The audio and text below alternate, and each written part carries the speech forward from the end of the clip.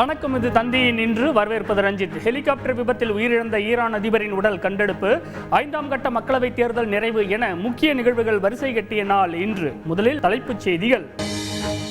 5ஆம் கட்ட மக்களவைத் தேர்தல் வாக்குப்பதிவு இன்று நிறைவு. ராஜ்நாத் சிங், மாயாவதி, சச்சின் டெண்டுல்கர் உள்ளிட்ட பிரபலங்கள் வாக்களிப்பு. உத்தரப்பிரதேசத்தில் பாஜகவுக்கு இளைஞர் ஒருவர் 8 வாக்களித்த வாக்குச்சாவடியில் மறு தேர்தல் நடத்த உத்தரவு.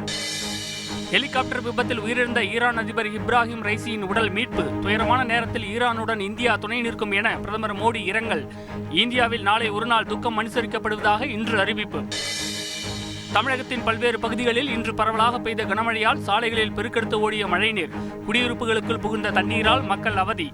கொடைக்கானல் பல்லங்கி கோம்பை மூங்கில்காடு அருகே உள்ள ஆற்றில் திடீர் வெள்ளப்பெருக்கு.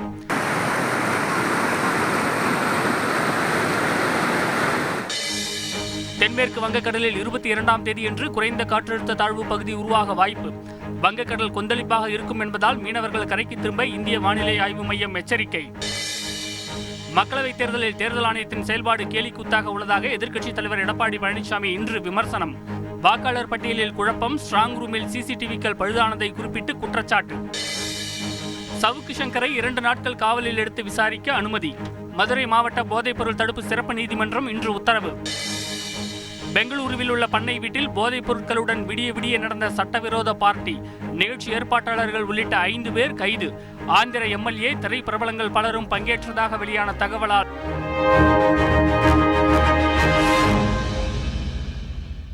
ஹெலிகாப்டர் விபத்தில் ஈரான் அதிபர் உயிரிழந்து விட்டதாக அந்நாட்டு அரசு இன்று அதிகாரப்பூர்வமாக அறிவித்துள்ளது.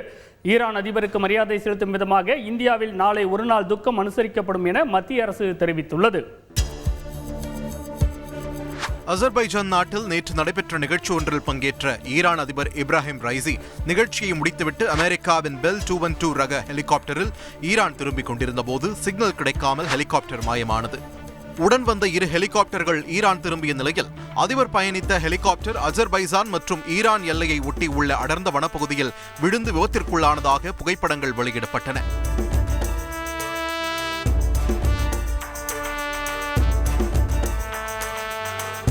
ஹெலிகாப்டரில் உள்ள கேபின்கள் முற்றிலுமாக எரிந்துவிட்டதால் யாரும் உயிர் பிழைத்திருக்க முடியாது என வெளியான செய்தி சர்வதேச அளவில் அதிர்ச்சியை உண்டாக்கியது. இதனையடுத்து அதிபர் இப்ராஹிம் ரைசி, வெளியுறவுத்துறை அமைச்சர் அப்துல்லாஹியா ஆகியோர் ஹெலிகாப்டர் விபத்தில் உயிரிழந்துவிட்டதாக ஈரான் அரசு இன்று அதிகாரப்பூர்வமாக அறிவித்தது. இந்த துயரமான நேரத்தில் ஈரானுடன் இந்தியா துணை நிற்கும் என்று பிரதமர் நரேந்திர மோடி இரங்கல் தெரிவித்துள்ளார். ஈரான் அதிபருக்கு மரியாதை செலுத்தும் விதமாக நாளை துக்க நாளாக அனுசரிக்கப்படும் என்று மத்திய அரசு அறிவித்துள்ளது. இஸ்ரேல் மோதலுக்கு மத்தியில் அணுகுண்டு தயாரிப்பதை தவிர வேறு வழியில்லை என சர்ச்சை கருத்து தெரிவித்த ரைசி, விரைவில் ஈரானின் சுப்ரீம் லீடராக பதவியேற்பார் என கூறப்பட்டு வந்த நிலையில் ஹெலிகாப்டர் விபத்தில் உயிரிழந்ததால் சர்வதேச நாடுகளின் சதி உள்ளதா என்ற சந்தேகங்கள் எழுந்துள்ளன. இந்த சூழலில் ஈரானின் புதிய அதிபராக அந்நாட்டின் துணை அதிபர் முகமது முக்பர் தேர்வு செய்யப்பட்டுள்ளார். தமிழகத்திற்கு அதி கனமழைக்கான ரெட் அலர்ட் எச்சரிக்கை விடுக்கப்பட்டுள்ள சூழலில் பல்வேறு பகுதிகளில் இன்று கனமழை பெய்தது. கொடைக்கானலில் காட்டாற்று வெள்ளத்தால் மலை கிராமத்துடனான இணைப்பு துண்டிக்கப்பட்டது. இதுகுறித்து பாதிக்கப்பட்ட மக்களிடம் பேசினோம். மழை பாதிப்பு, வானிலை நிலவரம் பற்றிய அண்மை தகவல்களுடன் இணைகின்றனர் செய்தியாளர்கள் தாயுமானவன், பிரசாத் மற்றும் ஹரிஹரன். தமிழ்நாட்டில் பல்வேறு மாவட்டங்களில் கடந்த சில நாட்களாக கோடை மழை வெளுத்து வாங்கி வருகிறது. மதுரையில் ஆரப்பாளையம், திருப்பரங்குன்றம் மற்றும் சுற்றுவட்டார பகுதிகளில் இன்று காலை முதலே கனமழை கொட்டி தீர்த்தது.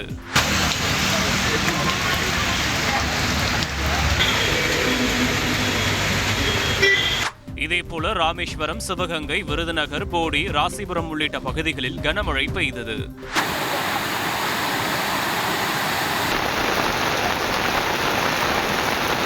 கொடைக்கானல் பல்லங்கி கோம்பை மூங்கில்காடு அருகே ஆற்றில் திடீர் வெள்ளப்பெருக்கு ஏற்பட்டதால் அத்தியாவசிய பணிகளுக்கு கூட வெளியே வர முடியாமல் மூங்கில்காடு கிராம மக்கள் தவித்தனர்.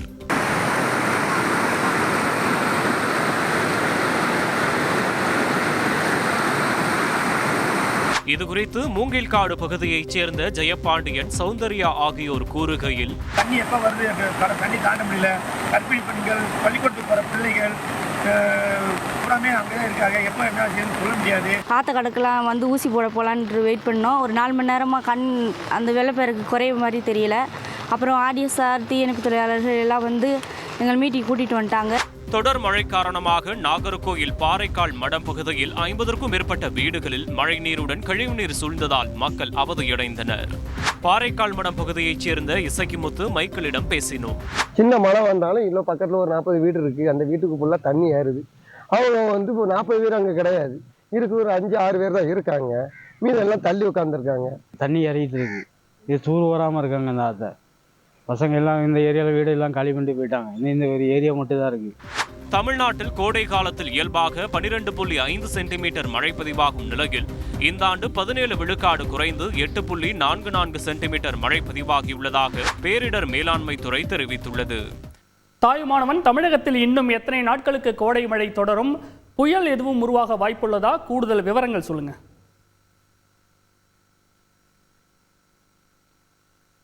தென்மேற்கு வங்கக்கடல் பகுதியில் வருகின்ற 22ஆம் தேதி ஒரு குறைந்த காற்றழுத்த தாழ்வு பகுதி உருவாக வாய்ப்பிருப்பதன் காரணமாக தமிழகத்தில் அடுத்த 5 தினங்களுக்கு பரவலாக மழைக்கு வாய்ப்பிருப்பதா வானிலை ஆய்வு மையம் தகவலை வெளியிட்டிருக்கிறது. மேலும் உருவாக இருக்கக்கூடிய அந்த காற்றழுத்த தாழ்வு பகுதி என்பது காற்றழுத்த தாழ்வு மண்டலமாகவும் வலுப்பெற வாய்ப்பிருப்பதாக வானிலை ஆய்வு மையம் தகவலை வெளியிட்டிருக்கிறது. இதன் காரணமாக தென்மேற்கு மற்றும் மத்திய மேற்கு வங்கக்கடல் பகுதியில் கடுமையான சூறாவளி காற்று வீச வாய்ப்பிருப்பதன் காரணமாக மீனவர்கள் இந்த பகுதிகளுக்கு மீன்பிடிக்க செல்ல வேண்டாம் என வானிலை ஆய்வு மையத்தின் சார்பில் வலியுறுத்தப்பட்டிருக்கிறார்கள். மேலும் ஆழ்கடலுக்கு சென்று மீன்பிடிக்கக்கூடிய மீனவர்கள் வருகின்ற 23ஆம் தேதிக்குள் கரை திரும்பவும் வானிலை ஆய்வு மையத்தின் சார்பில் உத்தரவானது வழங்கப்பட்டிருக்கிறது. ரஞ்சித், கூடுதல் விவரங்களுக்கு நன்றி தாயுமானவன். சிங்கப்பூரில் மீண்டும் பரவத் தொடங்கியிருக்கும் KP2 வகை கொரோனா வைரஸ் தொற்று மக்களிடையே அச்சத்தை ஏற்படுத்தியுள்ளது. இதன் தீவிரத்தன்மை குறித்து தொற்றுநோய் சிகிச்சை நிபுணருடன் நான் நடத்திய கலந்துரையாடலை பின்வரும் தொகுப்பில் பார்க்கலாம். உலகம் முழுவதும் 2019ஆம் ஆண்டின் இறுதியில் பரவத் தொடங்கிய உயிர்கொல்லியான கொரோனா வைரஸ் லட்சக்கணக்கானவர்களை பலிவாங்கியதுடன் அடுத்தடுத்து பலமுறை உருமாற்றம் அடைந்து கடந்த ஓராண்டாக சற்று ஓய்ந்திருக்கிறது. அதற்குள் உருமாறிய ஒமிக்ரான் கொரோனா வைரஸின் மற்றொரு வகையான KP2 வைரஸ் இந்தியா உள்ளிட்ட பல்வேறு நாடுகளில் தற்போது புதிதாக பரவத் தொடங்கியிருப்பது அதிர்ச்சியை ஏற்படுத்தியுள்ளது. குறிப்பாக சிங்கப்பூரில் மிக வேகமாக பரவி வரும் இந்த வகை கொரோனா வைரஸால் அந்நாட்டில் மீண்டும் முகக்கவசம் கட்டாயமாக்கப்பட்டுள்ளது. சிங்கப்பூரில் கடந்த ஒரே வாரத்தில் சுமார் 25,000க்கும் அதிகமானோர் KP2 வகை கொரோனா வைரஸால் பாதிக்கப்பட்டிருப்பதை அந்நாட்டு சுகாதாரத்துறை உறுதி செய்துள்ளது. தொற்று எண்ணிக்கை கணிசமாக உயர்ந்து வருவதாக கூறியுள்ள சிங்கப்பூர் சுகாதாரத்துறை அமைச்சர் ஓங் ஏ குங் ஜூன் மாதத்தின் மத்தியில் அல்லது இறுதி வாரத்தில் இன்னும் தீவிரமாக பரவ வாய்ப்பிருப்பதாக எச்சரிக்கை விடுத்துள்ளார். ஃபிளட் எனும் புனை பெயரில் அழைக்கப்படும் ஒமிக்ரான் குடும்பத்தைச் சேர்ந்த KP2 வகை கொரோனா வைரஸ் மிக குறைவான அறிகுறிகள் கொண்டதாக இருந்தாலும் பரவும் தன்மையில் வீரியம் மிக்கதாக இருக்கும் என மருத்துவர்கள் கூறுகின்றனர். சிங்கப்பூர் மட்டுமின்றி இந்தியாவிலும் மகாராஷ்டிரா, குஜராத், ராஜஸ்தான், மேற்கு வங்கம் உள்ளிட்ட சில மாநிலங்களில் இந்த வகை கொரோனா வைரஸ் ஊடுருவி இருப்பதால் சுகாதாரத்துறை முன்னெச்சரிக்கை நடவடிக்கைகளை தீவிரப்படுத்தியுள்ளது. காய்ச்சல், இருமல் மற்றும் மூச்சு திணறல் ஆகியவை இதன் பொதுவான அறிகுறிகளாக கூறப்படுகிறது. சென்னையைச் சேர்ந்த தொற்றுநோய் சிகிச்சை நிபுணர் டாக்டர் சௌமியாவிடம் பேசினோம். சிங்கப்பூர்ல இப்ப பரவிக்கிட்டு இருக்க இந்த KP2 வகை கொரோனா பாதிப்பு வந்து மற்றும் ஒரு வேவ் வருவதற்கான அறிகுறியா? இதை நீங்க எப்படி பாக்குறீங்க? இந்த KP2ன்றது ஒரு ஒமிக்ரானோட சப் வேரியன்ட் தான். இதுக்கு முன்னாடி வந்தது ஒமிக்ரான் வேரியன்ட். அது வந்து பெரிய அளவுல பரவச்சே விழிஞ்சு தாக்கம் ஏற்படுத்தல. சிவியரிட்டி ஆஃப் த கேசஸ் ரொம்ப கம்மியா தான் இருந்தது. சோ இதுவும் அதனோட சப் வேரியன்ட்ன்றதுனால ரொம்ப severity of the illness will be very mild only. So பெரிய அளவுல பாதிப்புகள் வராதுன்றதான் எதிர்பார்க்கும். தடுப்பூசி போட்டு பெரும்பாலான மக்கள் தொகையை வந்து கவர் பண்ணியிருக்கோம். வேரியன்ட் புதுசா வந்தாலுமே வந்து இப்ப இதுவரைக்கும் உருவாகி இருக்கிற இந்த நோய் எதிர்ப்பு சக்தி போதுமானதா இருக்குமா? இப்ப இருக்கிற எல்லா வேரியன்ட்டுமே இந்த ஓமிக்ரான் வேரியன்ட்டோட சப் வேரியன்ட்ஸ் தான். சோ ஏற்கனவே வந்த கொரோனா தொற்றுனாலையும் முக்காவாசி பாப்புலேஷன் வந்து இப்ப ப்ரொடெக்டட் தான். எதர் வேக்சின்ஸ்னாலையும் இல்ல ப்ரீவியஸ் இன்ஃபெக்ஷன்னாலையும் மோஸ்ட் ஆஃப் த டைம்ஸ் வந்து இப்போ இன்ஃபெக்ஷன்ஸ் வந்துட்டு போயிடுச்சு நிறைய பேருக்கு. சோ இதனால மேற்கொண்டு திருப்பி கொரோனா வந்தாலும் அவ்வளவு சிவியரான டிசீஸ் வராது அப்படின்னு தான் எதிர்பார்க்கிறது. ஆல்சோ ரொம்ப சிவியரிட்டி வந்து யாருக்கு அதிகமா இருக்குன்னா ரிஸ்க் ஃபேக்டர்ஸ் இருக்கிறவங்களுக்கு, வேக்சினே இது வரைக்கும் போடாதவங்க, எதிர்ப்பு சக்தி ரொம்ப கம்மியா இருக்கிறவங்க, கேன்சர் நோயாளிகள், அந்த மாதிரி இருக்கிற பேஷண்ட்ஸ்ல தான் இப்பவுமே இந்த வைல்டான வேரியன்ட்லயே 1-2 கேசஸ் கொஞ்சம் சிக்கா பார்த்து. சோ மறுபடியும் லாக்டவுன் மாதிரியான நிலைமை எல்லாம் வராது அப்படின்னு நம்ம வந்து உறுதியா சொல்ல முடியுமா? இப்போ இருக்கிற சிச்சுவேஷன் படி லாக்டவுன் will not help இப்போதைக்கு. ஏன்னா இந்த வேரியன்ட் எல்லாமே மைல்டு வேரியன்ட்ஸ் தான், மைல்டு சிவியரிட்டி ஆஃப் இல்னஸ் தான். இது வந்து எனி அதர் ரெஸ்பிரேட்டரி வைரஸ் மாதிரி தான் பிஹேவ் பண்ணுது. சோ இதுக்காக லாக்டவுனோ தனிமை ஃபுல்லா வந்து மத்தவங்களை பார்க்காம வெளியே வராம அந்த மாதிரி இல்லாம மாஸ்க் போட்டுட்டு உடம்பு முடியலைன்னா வீட்டுல இருந்துட்டு ரெஸ்ட் எடுத்துட்டு ஒன்ஸ் பெட்டர் ஒர்க் ரெஸ்யூம் பண்றது எந்த ரெஸ்பிரேட்டரி வைரஸ்க்கு என்ன பண்ணுவோமோ அதை பண்ணா மட்டுமே போதுமானது. அதே சமயம் சிலருக்கு எந்த அறிகுறிகளும் இல்லாமலும் கூட KP2 வகை கொரோனா வைரஸ் தொற்று ஏற்பட வாய்ப்பு இருப்பதாக மருத்துவர்கள் தெரிவித்துள்ளதால் மக்கள் விழிப்புடன் இருக்க அறிவுறுத்தப்பட்டுள்ளனர். கோவாக்சின் தடுப்பூசியின் பக்க விளைவுகள் தொடர்பான பனாரஸ் இந்து பல்கலைக்கழகத்தின் ஆய்வுக்கு ICMR கண்டனம் தெரிவித்துள்ளது. கோவாக்சின் தடுப்பூசி செலுத்திய 900 பேரிடம் பனாரஸ் பல்கலைக்கழக பேராசிரியர்கள் நடத்திய ஆய்வின் முடிவில் 30% பேருக்கு பக்கவாதம், நரம்பியல் பாதிப்பு உள்ளிட்ட பக்க விளைவுகள் ஏற்பட்டதாக தெரிவிக்கப்பட்டுள்ளது. இந்த நிலையில் இந்த ஆய்வு முடிவுக்கு எதிர்ப்பு தெரிவித்துள்ள ICMR இந்த ஆய்வுக்காக தங்களிடம் எந்த முன் அனுமதியும் பெறவில்லை என கூறியுள்ளது. மேலும் மோசமான வழிமுறைகளை பின்பற்றி நடத்தப்பட்ட இந்த ஆய்வை திரும்பப் பெற வலியுறுத்தியுள்ள ICMR இதிலிருந்து தங்களது பெயரை நீக்காவிட்டால் சட்ட நடவடிக்கை எடுக்கப்படும் எனவும் எச்சரிக்கை விடுத்துள்ளது. பெங்களூருவில் பண்ணை வீட்டில் போதைப் பொருட்களுடன் நடந்த சட்டவிரோத விருந்து நிகழ்ச்சியின் ஏற்பாட்டாளர்கள் உட்பட 5 பேர் கைது செய்யப்பட்டுள்ளனர். ஆந்திர MLA, திரையுலகைச் சேர்ந்த பிரபலங்கள் பலர் இந்த பார்ட்டியில் கலந்து கொண்டதாக வெளியான தகவல் பரபரப்பை ஏற்படுத்தியுள்ளது. அண்மை தகவல்களுடன் இணைகிறார் செய்தியாளர் பாரதி ராஜா. பெங்களூரு எலக்ட்ரானிக் சிட்டி பகுதியில் உள்ள பண்ணை வீட்டில் தடை செய்யப்பட்ட போதைப் பொருட்களுடன் பார்ட்டி நடத்தப்படுவதாக போலீசாருக்கு ரகசிய தகவல் கிடைத்துள்ளது.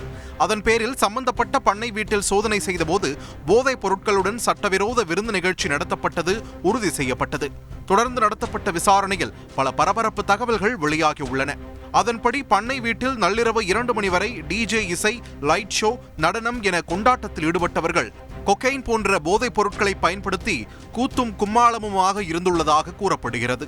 25 இளம் பெண்கள், ஆந்திர திரையுலகினர் உட்பட மொத்தம் 100 பேர் பார்ட்டியில் கலந்து கொண்டதாகவும் தெரிய வந்துள்ளது.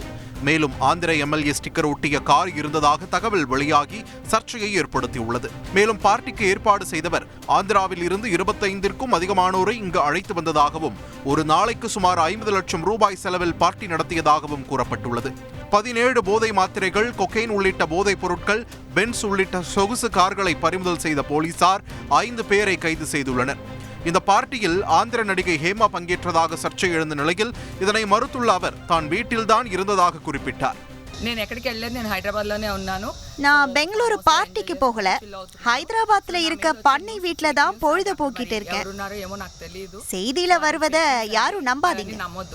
இந்த விவகாரம் பெரும் சர்ச்சையாக வெடித்துள்ள நிலையில் போலீசார் வழக்கு பதிவு செய்து விசாரித்து வருகின்றனர். செய்தியாளர் பாரதி ராஜா வழங்கும் கூடுதல் தகவல். பெங்களூரில் நடந்த இந்த ரேவ் பார்ட்டியில் கலந்துக்கிட்ட 60க்கும் அதிகமானவங்க ஆந்திரா மற்றும் தெலுங்கானாவை சேர்ந்தவங்க அப்படின்னு சொல்லப்படுது. இதில் பல முக்கிய புள்ளிகளின் பெயர்களும் கூட அடிபடுது. ஆனால் போலீசார் யார் அந்த முக்கிய புள்ளிகள் என்ற பெயர் விவரங்களை தற்போது வரை தெரிவிக்கல. ஆனால் விசாரணை மட்டும் தொடர்ந்து நடைபெற்று கொண்டிருக்கிறது. முக்கியமாக இந்த பார்ட்டியில் போதைப் பொருளும் பயன்படுத்தப்பட்டிருக்கு. இது குறித்தும் பெங்களூரு CCB போலீசார் தீவிரமாக விசாரணை நடத்திட்டு வராங்க. ரஞ்சித், நன்றி பாரதி ராஜா. பட்டு அருகே ஒரே தண்டவாளத்தில் 2 ரயில்கள் நேருக்கு நேராக வந்த சம்பவம் அதிர்ச்சியை ஏற்படுத்தியுள்ளது. பயணிகளை பதற வைத்த இந்த சம்பவத்தின் பின்னணியை விவரிக்கிறார் செய்தியாளர் நவீன். செங்கல்பட்டை அடுத்த சிங்கப்பெருமாள் கோவில் அருகே இன்று காலை 8 மணி அளவில் மின்சார ரயில் ஒன்று சென்று கொண்டிருந்த போது அதே தண்டவாளத்தில் எதிரே மற்றொரு ரயில் நேருக்கு நேராக வந்துள்ளது. 2 மின்சார ரயில்களிலும் அந்த பயணிகள் இதனை கண்டு அதிர்ச்சியில் உறைந்தனர்.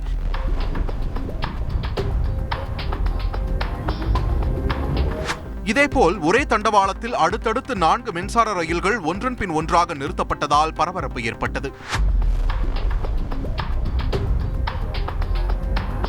அப்பகுதியில் இன்று காலை முதலே லேசான மழை பெய்து வந்ததை அடுத்து சிக்னல் கோளாறு ஏற்பட்டதால் இந்த குளறுபடி நடந்ததாக தெரிய வந்துள்ளது.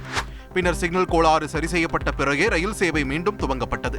வாரத்தில் முதல் நாளே நிகழ்ந்த இந்த குளறுபடியால் வேலைக்கு செல்பவர்கள் நீண்ட நேரம் காத்திருக்க வேண்டிய நிலை ஏற்பட்டு அவதியடைந்தனர். செய்தியாளர் நவீன் வழங்கும் கூடுதல் தகவல். செங்கல்பட்டு அருகே ஒரே தண்டவாளத்தில் 4 மின்சார ரயில் வந்த சம்பவம் பெரும் அதிர்ச்சியை ஏற்படுத்தியிருந்தது. இது தொடர்பாக ரயில்வே துறை அதிகாரிகளிடம் கேட்டபோது சிக்னல் கோளாறு காரணமாக இந்த சம்பவம் அரங்கேறியிருப்பதாக அவர்கள் தெரிவித்திருக்கிறார்கள். இது தொடர்பாக துறை ரீதியான விசாரணை நடத்தப்பட்டு வருவதாகவும் தெரிவித்துள்ளார்கள். ரஞ்சித், நன்றி நவீன். நாடு முழுவதும் 5ஆம் கட்ட மக்களவைத் தேர்தல் இன்று விறுவிறுப்பாக நடைபெற்று முடிந்தது. இதனிடையே உத்தரப்பிரதேசத்தில் பாஜகவுக்கு இளைஞர் ஒருவர் 8 முறை வாக்களித்த வாக்குச்சாவடியில் மறு வாக்குப்பதிவு நடத்த உத்தரவிடப்பட்டுள்ளது. செய்தியாளர்கள் ரமேஷ்குமார், ராஜா வழங்கிய தகவல்கள் இவை. 6 மாநிலங்கள் 2 யூனியன் பிரதேசங்களில் உள்ள 49 தொகுதிகளில் இன்று 5ஆம் கட்ட மக்களவைத் தேர்தல் நடைபெற்றது. காலை 7 மணிக்கு வாக்குப்பதிவு தொடங்கிய நிலையில் மொத்தம் 94,732 வாக்குச்சாவடிகளில் வாக்குப்பதிவு விறுவிறுப்பாக நடைபெற்றது. இதில் காங்கிரஸ் எம்பி ராகுல் காந்தி, மத்திய அமைச்சர்கள் ராஜ்நாத் சிங், ஸ்மிருதி இரானி, பியூஷ் கோயல், சிராக் பாஸ்வான் உள்ளிட்டோர் களத்தில் உள்ளனர். மத்திய அமைச்சர்கள் ராஜ்நாத் சிங் லக்னோவிலும், ஸ்மிருதி இரானி கௌரிகஞ்ச் பகுதியிலும் இன்று வாக்களித்தனர். தனது தொகுதியான ரேபரேலிக்கு சென்ற ராகுல் காந்தி வாக்குப்பதிவு குறித்து நேரில் ஆய்வு செய்தார். பகுஜன் சமாஜ் கட்சி தலைவர் மாயாவதி, மகாராஷ்டிரா முதலமைச்சர் ஏக்நாத் ஷிண்டே, உத்தவ் தாக்கரே, ரிசர்வ் வங்கி ஆளுநர் சக்திகாந்த தாஸ் உள்ளிட்டோர் ஜனநாயக கடமையாற்றினர். மும்பையில் கிரிக்கெட் ஜாம்பவான் சச்சின் டெண்டுல்கர், அவரது மகன் அர்ஜுன் டெண்டுல்கர் வாக்களித்தனர்.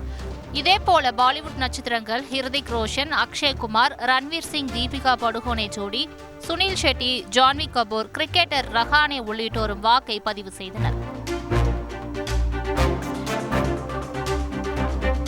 இதேபோல ஷாருக் கான், அமீர் கான், ஐஸ்வர்யா ராய், ரன்வீர் கபூர், ஷில்பா ஷெட்டி, சையப் அலி கான், கரீனா கபூர், சஞ்சய் தத் உள்ளிட்டோர் ஜனநாயக கடமையாற்றினர். ஜம்மு காஷ்மீர் மற்றும் லடாக்கில் தலா ஒரு மக்களவை தொகுதியில் பலத்த பாதுகாப்புடன் வாக்குப்பதிவு நடைபெற்றது. செய்தியாளர் ரமேஷ் வழங்கும் கூடுதல் தகவல். 5ஆம் கட்ட தேர்தலோடு நாட்டில் உள்ள 428 மக்களவை தொகுதிகளுக்கு தேர்தல் நடந்து முடிந்துள்ளது. இன்னும் 115 தொகுதிகளுக்கு மட்டுமே வாக்குப்பதிவு நடைபெற வேண்டியுள்ளது. மே 25ஆம் தேதி 58 தொகுதிகளுக்கும், ஜூன் 1ஆம் தேதி 57 தொகுதிகளுக்கும் வாக்குப்பதிவு நடைபெற உள்ளது. ரஞ்சித், கூடுதல் விவரங்களுக்கு நன்றி ரமேஷ். மக்களவைத் தேர்தலில் தேர்தல் ஆணையத்தின் செயல்பாடு கேலிக்கூத்தாக இருப்பதாக எதிர்க்கட்சித் தலைவர் எடப்பாடி பழனிசாமி இன்று விமர்சித்துள்ளார். இன்றைய முக்கிய அரசியல் நிகழ்வுகள் குறித்து விவரிக்கிறது பின்வரும் தொகுப்பு. வாக்காளர்கள் பட்டியலில் குழப்பம், ஸ்ட்ராங் ரூமில் சிசிடிவிக்கள் பழுது உள்ளிட்டவற்றை குறிப்பிட்டு மக்களவைத் தேர்தலில் தேர்தல் ஆணையத்தின் செயல்பாடு கேலிக்கூத்தாக இருப்பதாக எதிர்க்கட்சித் தலைவர் எடப்பாடி பழனிசாமி இன்று விமர்சித்துள்ளார். சிலந்தி ஆற்றின் குறுக்கே கேரள அரசு தடுப்பணை கட்டும் பணிகளை தொடங்கியிருப்பதற்கு இன்று கண்டனம் தெரிவித்துள்ள பாமக தலைவர் அன்புமணி ராமதாஸ், இந்த நடவடிக்கையை தமிழக அரசு வேடிக்கை பார்ப்பதாக குற்றம் சாட்டியுள்ளார். ஓ பன்னீர்செல்வம் சசிகலாவை ஒருபோதும் அதிமுகவில் சேர்க்க மாட்டோம் என அதிமுக முன்னாள் அமைச்சர் SP வேலுமணி இன்று திட்டவட்டமாக தெரிவித்தார். தென் மாநிலங்களில் நோட்டாவிற்கு கீழ்தான் பாஜக வாக்கு பெறும் என தமிழக காங்கிரஸ் தலைவர் செல்வ பெருந்தகை இன்று விமர்சித்துள்ளார். சிறுபான்மைக்கு எதிராக பேசுறேன்னு 3 முறை பேசியிருக்காரு. தென் மாநிலங்கள்ல நோட்டாக்கு கீழே தான் வெற்றி பெறுவாங்க, அதுக்கு மேல வெற்றி பெற முடியாது. சவுக்கு சங்கரை 2 நாட்கள் காவலில் எடுத்து விசாரிக்க அனுமதி வழங்கி மதுரை மாவட்ட போதைப்பொருள் தடுப்பு பிரிவு நீதிமன்றம் இன்று உத்தரவிட்டுள்ளது.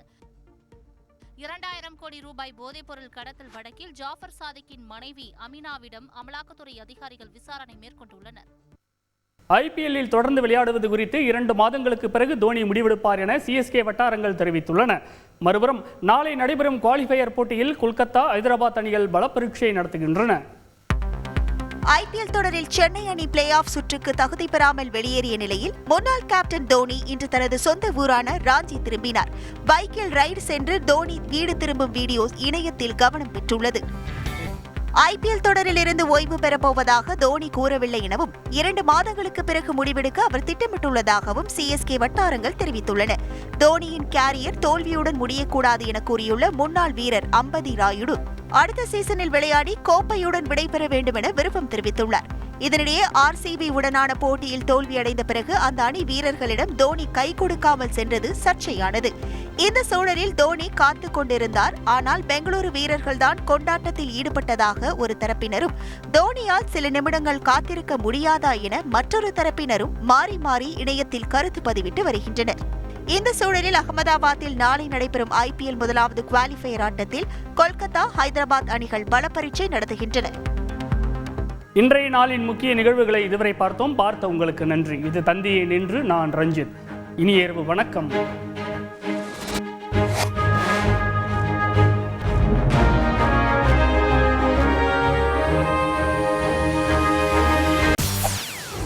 செய்திகளை உடனுக்குடன் தெரிந்து கொள்ள உடனே சப்ஸ்கிரைப் பண்ணுங்க.